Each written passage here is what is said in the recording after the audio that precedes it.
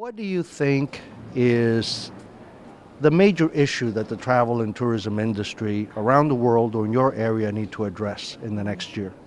Particularly from a South African, a Cape Town perspective, we're a developing country, but we're very much leading edge also from a world recognized international destination. So Cape Town now ranks under the world's top 10 greatest cities according to popular barometers, etc. Yet we have a very tough place to fulfill from a competitive edge perspective, and there's many things impacting on our world. Competition has never been tougher, and I think the industry has never before been faced with a more critical need to address the quadruple bottom line. And these things we see very, very clearly in a Cape Town or a South African perspective, where we are faced with immense challenges like poverty, climate change things. We've just come through an energy crisis. Well, we're still in it. We just don't have enough energy resources or traditional energy resources to sustain our country. And in the industry, we believe the tourism industry is a key role player in driving fundamental changes to the way in which we live and we manage our lives and our industry.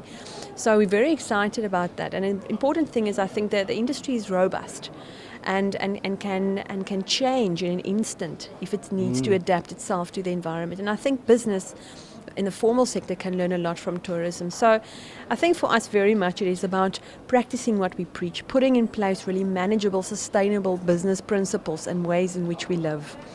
And continually making sure that the offering that we have is completely authentic, is completely sustainable, and is responsible, and that truly has the best interests of the destination at heart. And often you'll see that within an industry there are organizations that will go around and without a long-term vision, and that long-term vision is critical for us for survival. And it's a long-term vision that incorporates all the elements within that destination and also has a very, very clear eye on the global arena. We have a very, very strong foundation of public-private tourism sector.